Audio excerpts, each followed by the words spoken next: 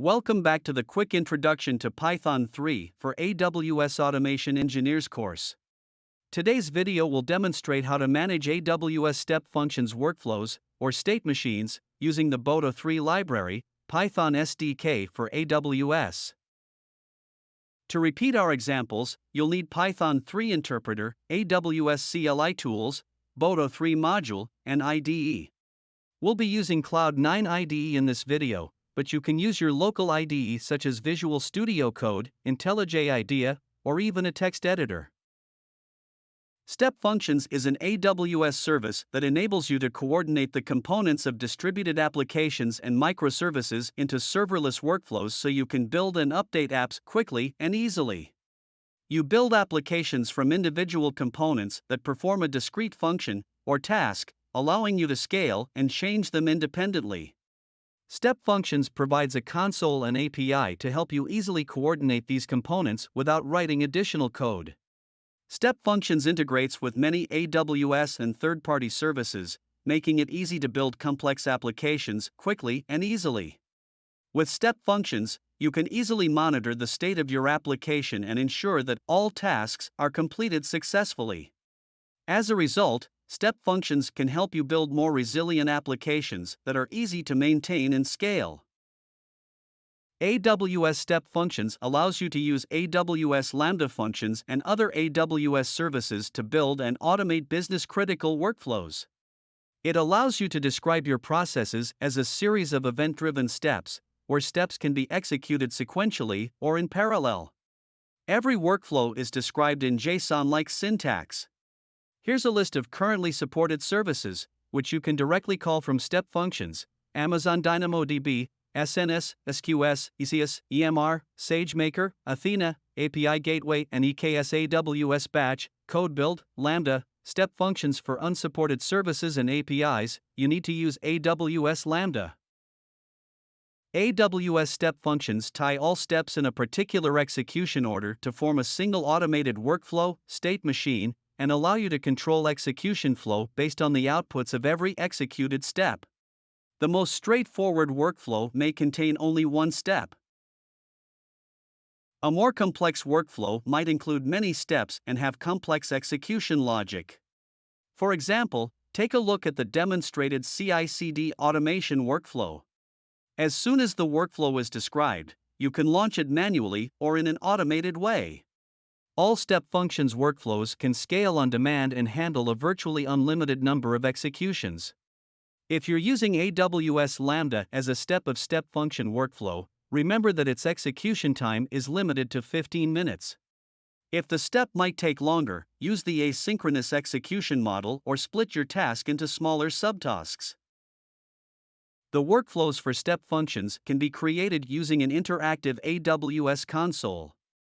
In addition to that, every workflow execution is easily traceable, allowing you to see which step is executing right now or which has failed. Before we dive into implementing Step Functions, it is important to understand the terminology. A step function itself defines an automated workflow or a state machine. Each state machine can receive input data, JSON format, and produce output data after the execution. Every state machine consists of tasks and states.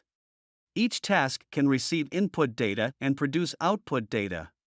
That's how you can control data flow in your state machine. Here's an example of the workflow definition, which consists of one Hello World step of type task calling the Hello World AWS Lambda function during its execution. Each state in a state machine executes a service or makes a decision. A state is an execution task, a conditional choice operator, or another action. Finally, the state can lead to the next workflow stage, the end of workflow execution. Each state is described as a JSON block in the state machine. Here is the Hello World state definition for our state machine. The state consists of one task of type task. The task will execute the Lambda function by the ARN provided in the resource section. The end key tells Step Functions to finish workflow execution after this step. Each state in a state machine executes a service or makes a decision. A state is an execution task, a conditional choice operator, or another action. Finally, the state can lead to the next workflow stage, the end of workflow execution. Each state is described as a JSON block in the state machine. Here is the Hello World state definition for our state machine. The state consists of one task of type task. The task will execute the Lambda function by the ARN provided in the resource section. The end key tells step functions to finish workflow execution after this step. Tasks are the atomic unit of a state machine that does the actual job inside a state. A task is responsible for conditionally choosing the execution flow, performing the desired action, producing output, and returning it to the state. A task can call a supported AWS resource or service or take necessary input from humans. A task is contained inside a state definition. For example, let's create a workflow consisting of two Lambda functions and the choice state. Here's what our state machine will look like. The process transaction state is the choice state that uses the transaction type input value to choose the next step to process a purchase or process a refund. The process purchase state will have one task implemented by the Lambda function to process the purchase. Finally, the process refund state will also have one task implemented by the Lambda function. A complete JSON workflow definition is straightforward. The states part contains a definition of process transaction, process purchase, and process refund states of the workflow. The process transaction task type is a choice that reads the transaction type from the input JSON data structure and continues the workflow based on the transaction type value. The next key defines the next step in the workflow. Lambda function tasks are similar. Both are of the type task and have a resource key referencing the corresponding Lambda function. The end key defines that the workflow must be ended after this step. Now, we need to create two Lambda functions for our state machine for our demo. For more information on working with AWS Lambda using Boto3, please check out the Working with AWS Lambda in Python using Boto3 video. The process purchase Lambda is responsible for processing a purchase. The process refund Lambda function is responsible for processing a refund. Next, we need to define a Lambda function IAM role with the Lambda execution permissions. For simplicity, we'll use AWS Managed Lambda Basic Execution Role. And finally, we're deploying our Lambda functions. Now, let's grant Step Functions workflow, state machine, permissions to trigger Lambda functions. For more information about IAM permissions management, check our video Working with AWS IAM in Python using Boto3. Finally, we can deploy the Step Functions workflow. To create the Step Functions workflows, you need to use the Create State Machine method for the Boto3 SFN client. This method requires several arguments: the step function workflow name, its definition, and the IAM role used by the workflow to interact with other AWS services. To describe the step functions workflow, you need to use the Describe State Machine method for the Boto3 SFN client. This method requires a state machine ARN and returns a JSON response. In our demo example, the step functions workflow expects the following JSON data structure as input.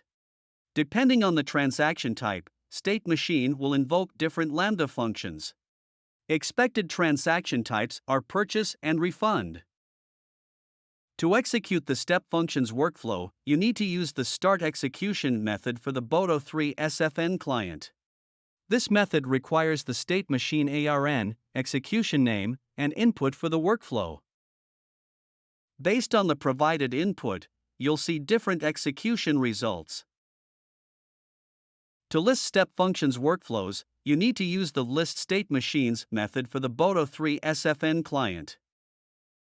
To delete step functions workflows, you need to use the Delete State Machine method for the Boto3 SFN client. This method requires state machine ARN as a parameter. That's all we wanted to cover in this video. For more information about this topic, please check out the official AWS and Boto3 documentation. These resources are the most up-to-date sources of information.